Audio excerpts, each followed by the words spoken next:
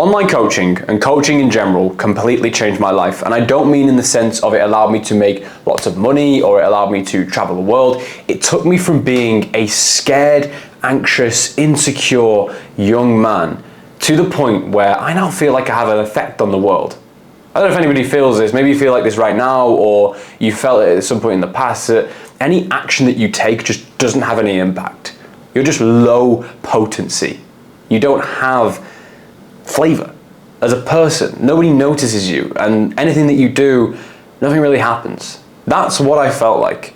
And online coaching and coaching in general has been the thing that has given me that purpose and given me that potency as an individual. And really, I should rephrase it. Online coaching didn't change my life, it saved it. And in this video, I'm going to explain my whole story from start to right now so that you can get an understanding. I think it's very important when you're taking advice from people on your business that you understand where that advice is coming from, because then you can act on it with more conviction if you know it's coming from a place of experience. So without further ado, strap in and let's do this. Bit of a disclaimer, this won't be family friendly like the other videos on this channel. Normally I would say, yep, sure, you can have me on the kitchen table, the kids can be around, and I won't be swearing, I won't be jumping into crude topics or anything like that.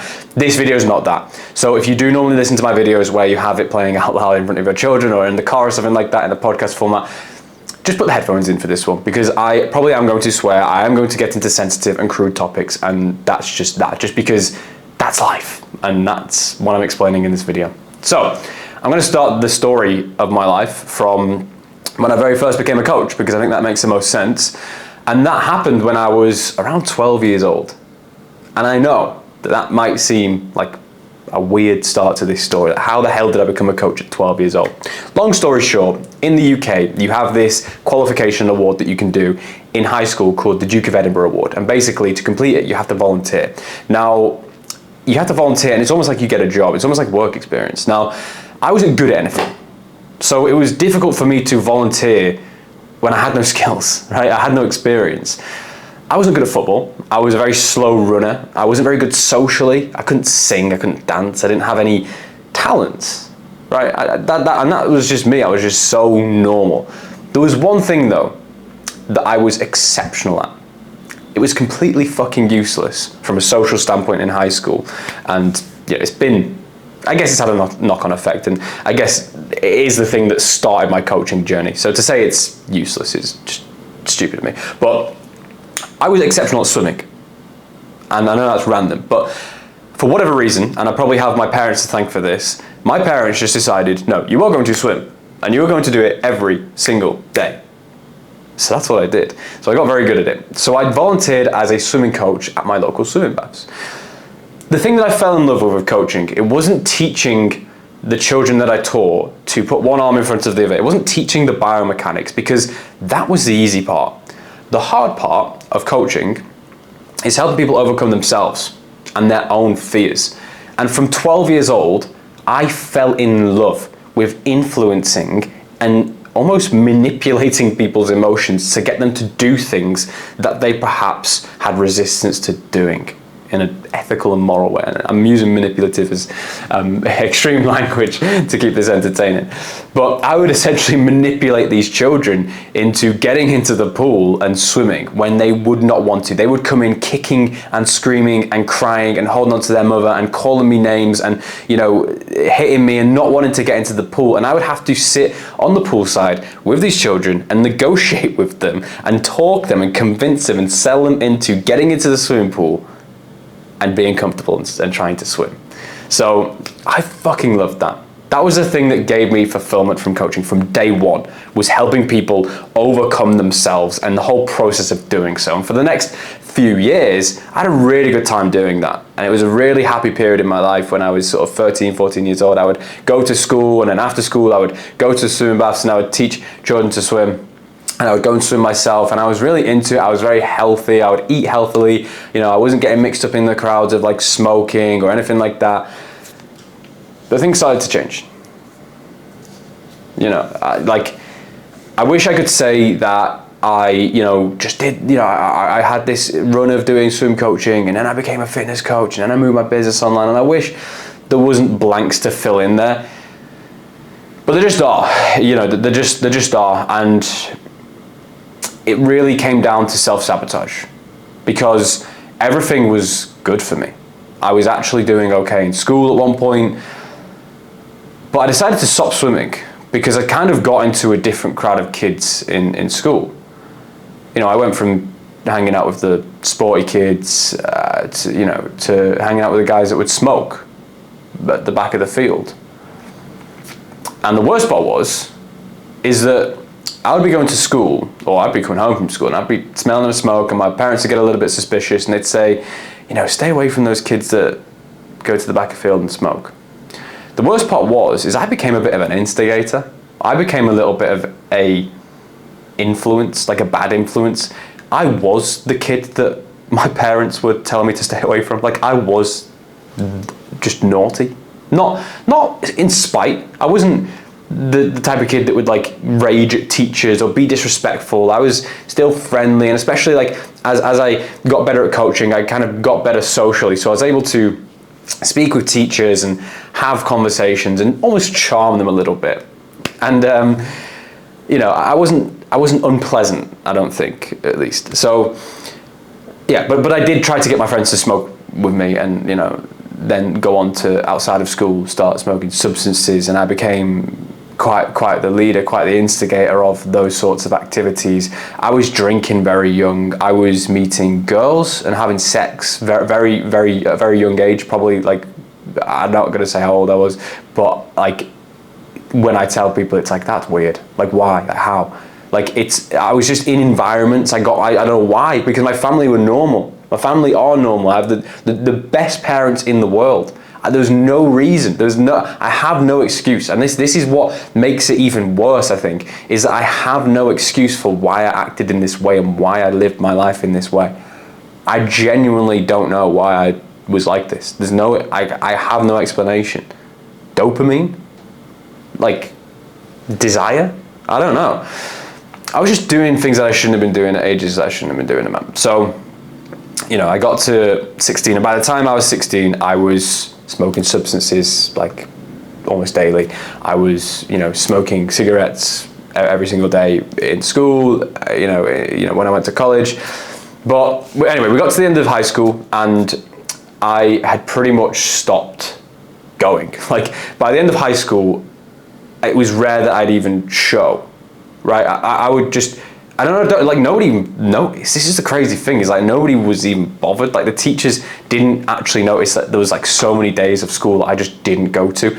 My exams, a lot of them I just didn't turn up to. My mum doesn't even know that to this day. So mum, if you're somehow watching this, I'm sorry. I'm sorry, but I somehow just didn't even turn up to exams. And yeah, people just didn't even notice. So I didn't leave school with any qualifications. I remember on results day of year 11, I didn't want my mum to come in to the results hall with me to get my results, because I knew that I didn't turn up to the exams, and whatever results were going to be there were going to be probably non-existent. So she waited in the car, and I went inside, and I could see all of the other kids getting their GCSE results, and their parents hugging them, the teachers hugging them. There was this whole like energy of everybody celebrating. We're on to the next step. Things are getting exciting in life now. And I was so ready for the next step as well. I really wanted to not be in high school anymore. I wanted to move on with my life. And I kind of got to my table, and, I had a very, very sympathetic stare down with the teacher that gave me my results, because she knew me as a student, and she knew that I had not got anywhere. She knew that nothing had happened with my GCSEs, and I opened them up, and as expected, I was like, well, they're all U's. And she just kind of gave me this look of, yeah, that's that. I was like, okay, cheers. There was not much aftercare, not many words of inspiration, like, no, don't worry, you'll figure it out, things are gonna be fine. It was just like, you have fucking failed, you suck. That's the vibe I got from everybody. And anyway, I went back to the car, and my mum's like, she doesn't know any of this stuff, right? She's just thinking I've sat my exams normally. So I open up my results and I hand them to her, and she looks at them and she's horrified. She's heartbroken. She is heartbroken, and obviously that hurt me as well. She goes back into the exam hall, and she's like kind of trying to find the teachers to be like, what the fuck? Like, how is this even possible? How is he even fucked up this badly? She needs an explanation. And she finds my head of year, Mr. Cross. Crossy, if you're out there, shout out to Mr. Cross. He was probably the soundest head of year we had.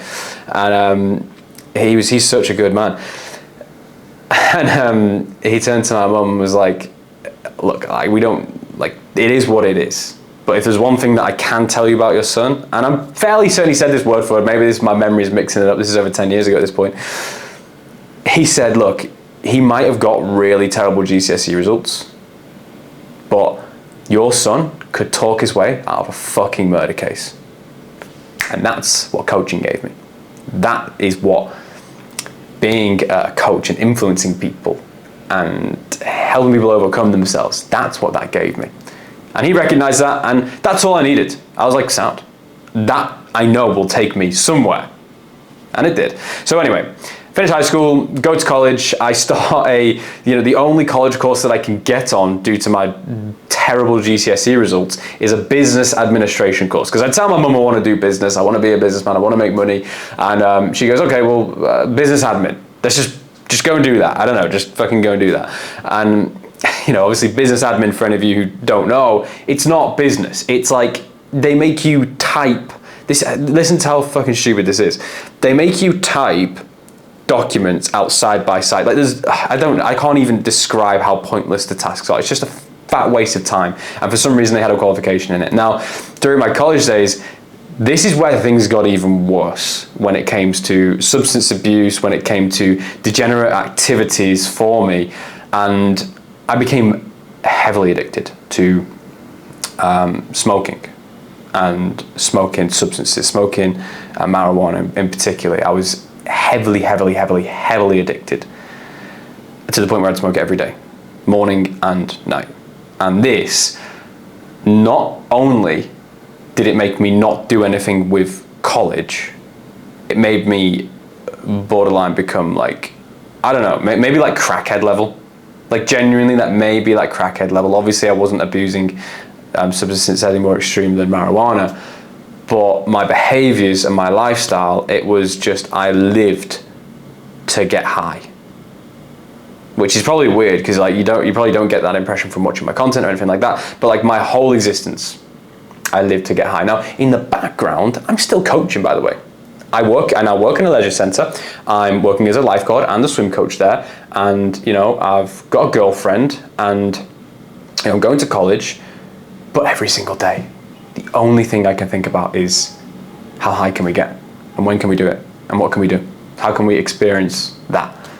And it wasn't in the cool, like, I don't know, you see like American rappers' music videos like Wiz Khalifa, like it wasn't in a cool like gangster way. It was in like a nitty. If you don't know what nitty is in the UK, most of you will probably know what that word is, but it means like a crackhead, or like, getting back home to kind of get into bed and, not talk to anybody and just smoke weed and just be weird. I don't know, just weird. Like that's the only way I can describe it. And anyway, I got to the age of 18 and I broke up with my girlfriend at the time. And I thought, okay, I'm going to break up with my girlfriend. I've been in this routine of seeing my girlfriend, smoking weed, going to college, and I'm working at the leisure centre, earning a little bit of money, and I'm now going to actually just lock in. I didn't. I then introduced drinking. That's what I then introduced. And while I became a little bit less nitty and I became a little bit more social, I was just off the rails. And my financial abilities and my financial discipline, there was no financial discipline. I would get my money in my bank account and I would spend it within sometimes, and this sounds like an over-exaggeration, but it's not, sometimes hours. I mean, I would go out and I would buy everybody drinks. I would buy as much weed as I possibly could. I would, I would buy meals. I would get takeaways. I would get taxis everywhere. And I would live like a king. I would live like there was unlimited money for 3 days. And then for the rest of the month, I would have no money to my name. So it was a nightmare. And that went on. That went on from when I was like 18 for a few months. And I eventually, again, I got sick of it. I did get over that. I got sick of it and I thought, okay, I need to change something. I need to change something. And when I was 18 years old, I was working in the leisure centre, and I was training in the gym. So it wasn't that I wasn't training. I was still going to the gym. I wasn't in, crazy shape. Now I'm in the best shape of my life, and I take it very seriously, and I'm very disciplined with everything. I train every single day, and I love it. I'm addicted to training. It's my new marijuana. I'm a fiend for it, right? So I was sort of training and going up to the gym, and I remember one of my friends at the time who worked with me, Ryan, he was speaking about becoming a personal trainer, and he became a personal trainer. But he didn't actually start picking up clients. And I was like, why? Why is he not getting clients? And I asked him, I was like, Ryan, why don't you just get clients? You can charge way more than what you're getting paid as working as a lifeguard in this leisure centre. And he goes, oh yeah, well look, it's just a cutthroat business. So I don't want to be in a cutthroat business. I don't want instability like that. And in my head, I was like, well, I don't have stability anyway. I'm off the fucking rails. So that sounds perfect for me, is what I thought. I thought that's great. If it's a cutthroat business and it's unstable, well, that's what my life is anyway. That's what the money from this job is like anyway.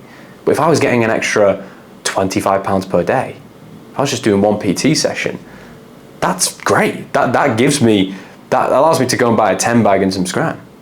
That's perfect. So that's what I did. I started picking up some in-person clients.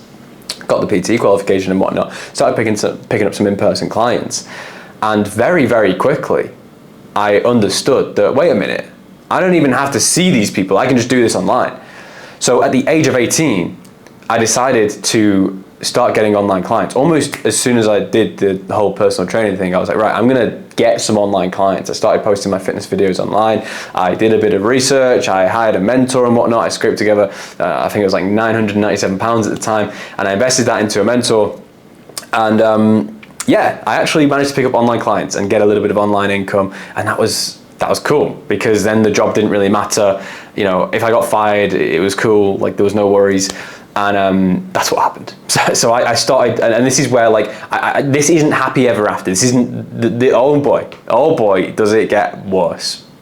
It gets darker, to be honest. And I could have told some really dark moments from this, and maybe at some point in other videos I will. But it gets darker.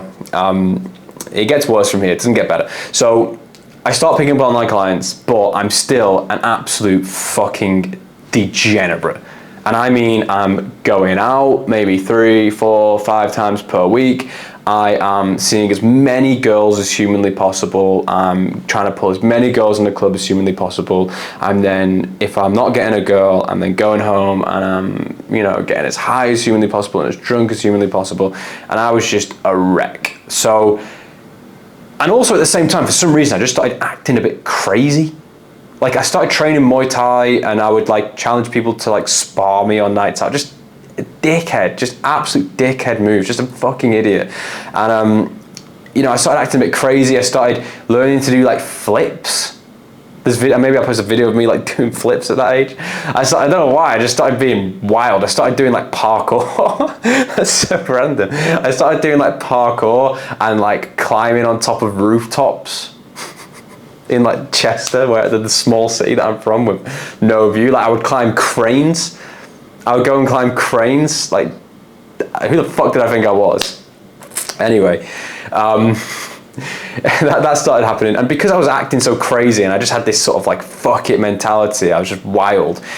In work would be the same. I just didn't give a fuck, because I was making a little bit of money from online coaching, and then I'd lose my clients, and I knew I could get it back, and I knew I could get PT clients, and I knew that I was exceptional as a coach. So I had that as a bit of a crutch.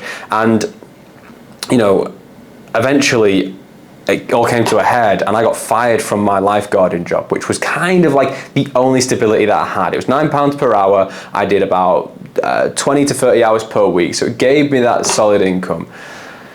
But eventually the leisure centre turned around and said, hey, you can't be a lifeguard here anymore, because you are just being too fucking crazy. You're doing backflips into the pool in front of customers. You're fucking chasing people with the hose and just being a twat. You're coming in stoned or drunk, and they just were sick of my shit.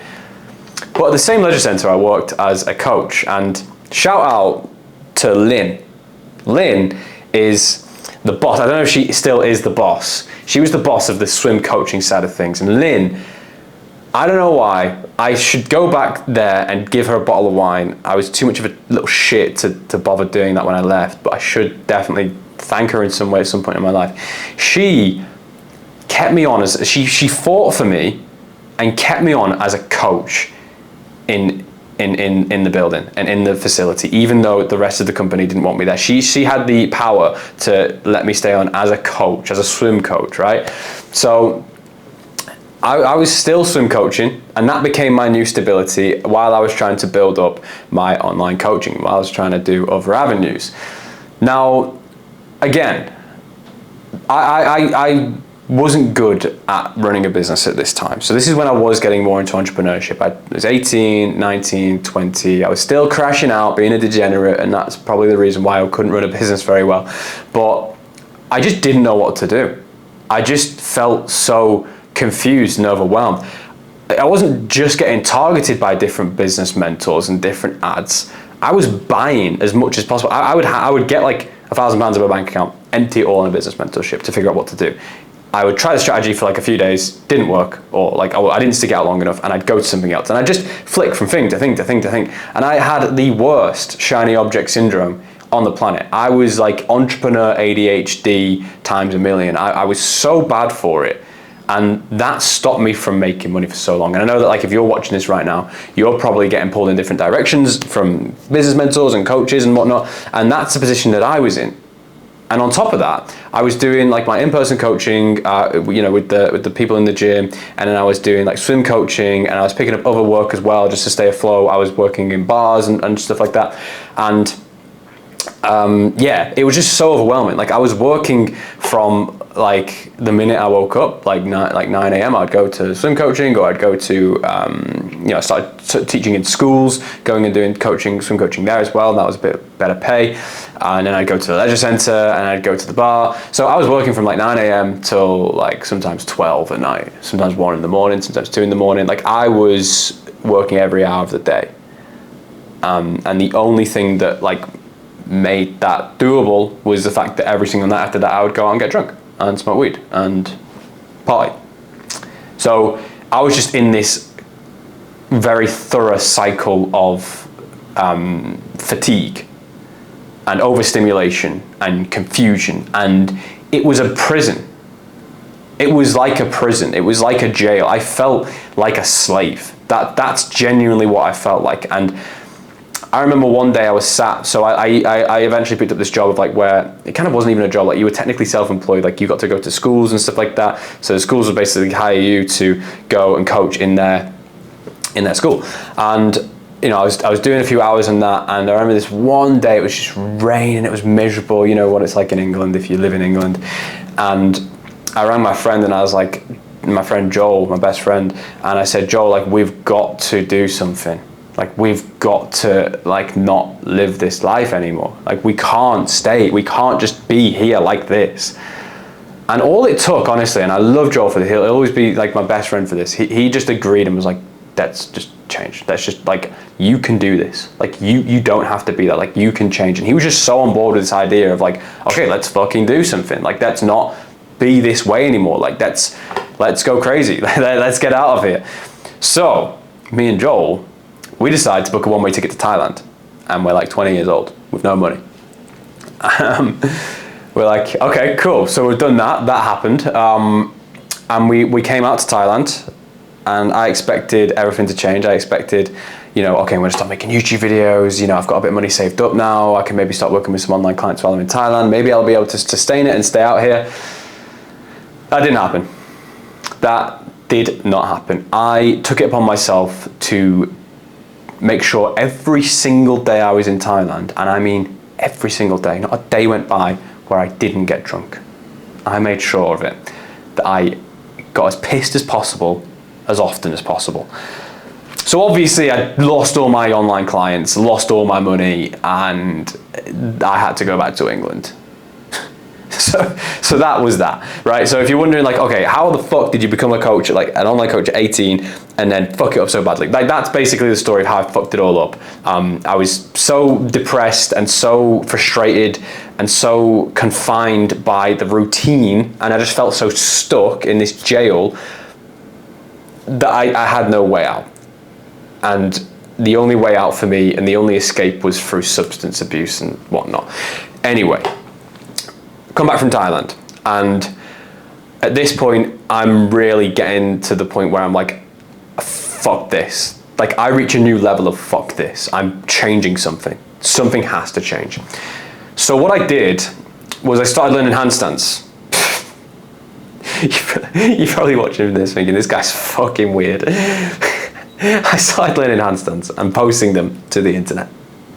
And I didn't go in with any expectation. When I came back, I picked up some in-person coaching work, and that was the thing that sustained me. I got a girlfriend. She was also a coach at the time, and that was a really good environment for me to be in. She was a really, really good person for me to be with at that time, because she was just a coach as well. So we were both on this journey of coaching. She would help me, I would help her. We would both film content together, and it was great. Like, I started making handstand content. People started asking me, how did you how did you actually learn a handstand, and can you teach me?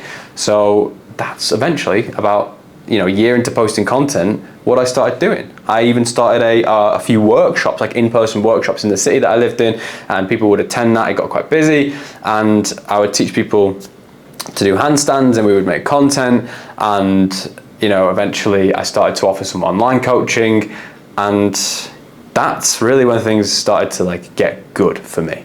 I eventually stopped abusing substances completely.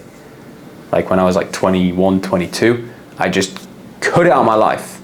And thank God I did that. Thank God I did that. And if you're somebody, I know that if you're watching this, you're likely not in that situation, but if you're somebody that seeks escape in any way, whether that's through food, whether that's through your relationship that that you shouldn't be in, whether that's through your job that you shouldn't be in, whether that's through a TV show that you watch, whether that's through nicotine, whether that's through substances like it was for me, whether that's through drinking, please, do yourself a favor, do me a favor, just stop today. Go cold turkey, don't phase it out your life, stop. Set a new standard for yourself. Take me as an example, that you can set a new standard for yourself right now as you're watching this video, and you can be somebody different, and you can have the things that you want in your life. Because once I stopped doing that, things really took off. And I mean, I had so many handstand coaching clients. Everybody wanted me to teach them to do a handstand.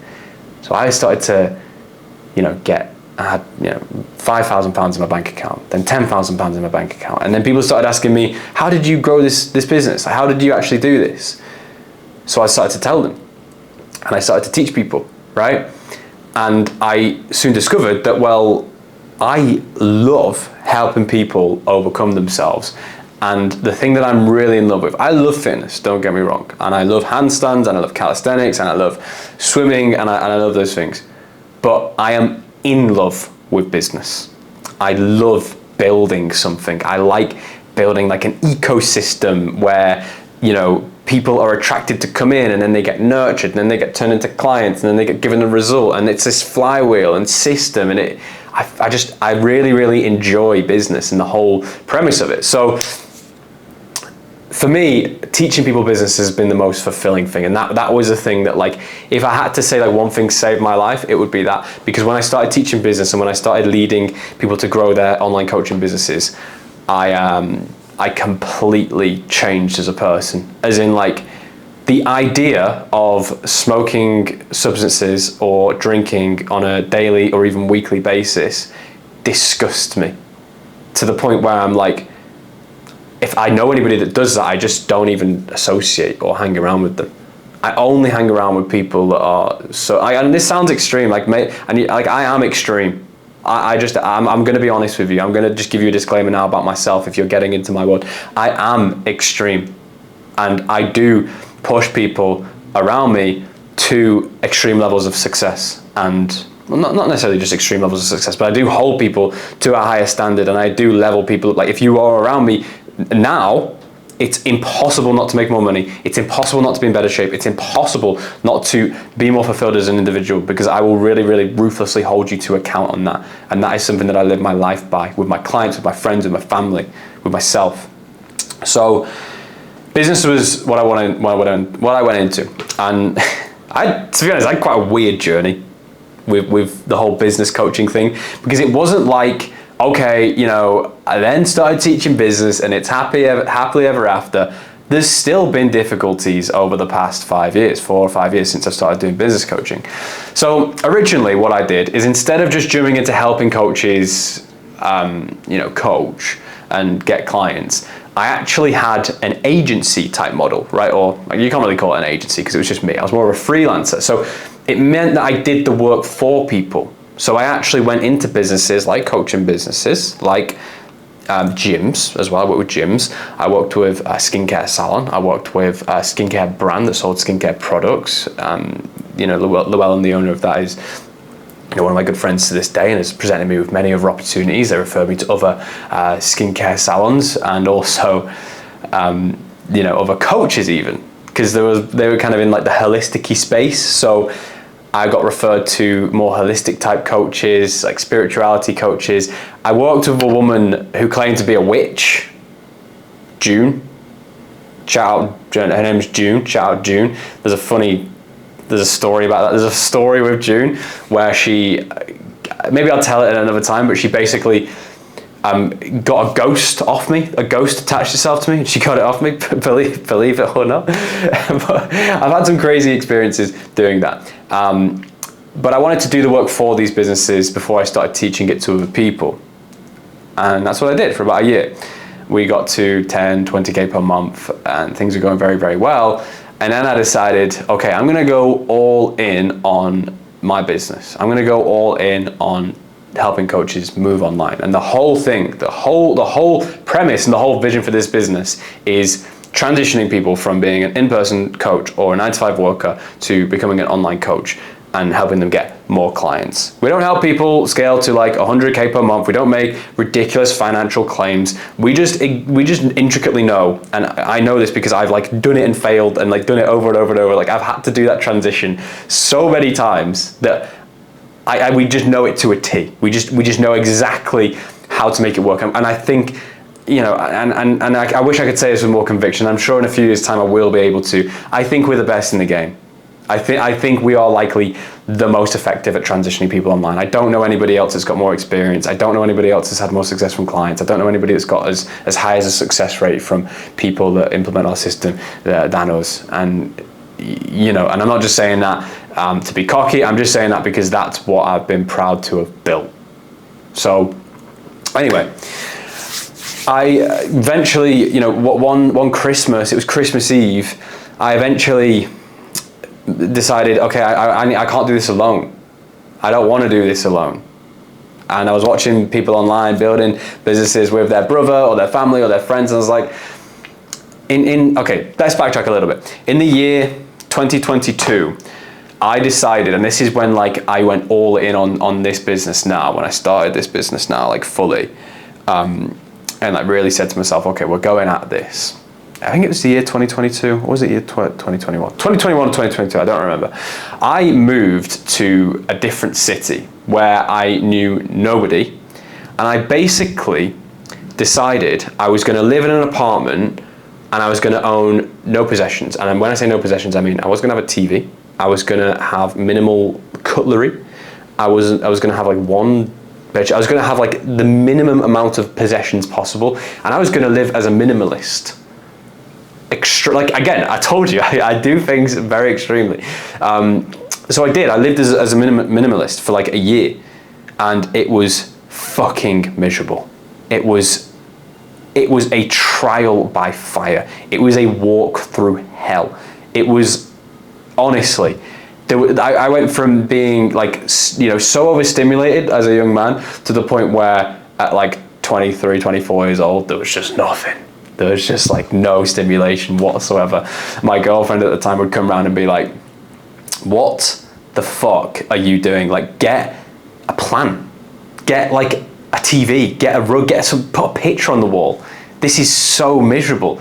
But I would make her come see me every weekend. And I remember one time she bought me a plant, and that really fucked me off. Like, I was actually pissed off that she bought a plant because I wanted it to be so, a minimalist. It's quite masochistic, and I think I took it to the extreme. Anyway, this didn't result in me making more money. This actually stunted my growth as an entrepreneur because I put so much importance and I put so much pressure on myself to make more money and to, grow the business so fast and to accelerate things that I was trying to grow faster than I deserved to grow. I was trying to exceed myself. I was trying to exceed my progression beyond the progression of my own individual self and my own ability to coach, my own ability to sell, my own ability to market, and my own quality as a person. Like I was there, I was trying, but like the time had just not caught up at that point. And I put everything, again, like this is constantly my story. I just put everything into my business. I got so sick of it that like all the money that I'd saved up, all the money that I had, I put everything into it. And I mean, like, I invested tens of thousands into business mentorships, again, to figure out how to grow this goddamn business. And eventually I ran out of money. Like, I'll just be honest. Like, I was a business coach at the time, trying to teach other people how to grow their business, and I just ran out of money because I just threw everything I had at it. And I decided, well, fuck, that's a real knock to my confidence because I'm supposed to be teaching people how to build a business, but I've not really got much money now. So am I very good at business?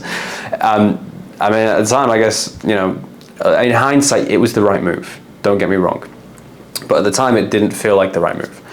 So I remember I got some payments through from clients. I think I made like £5,000 in a week.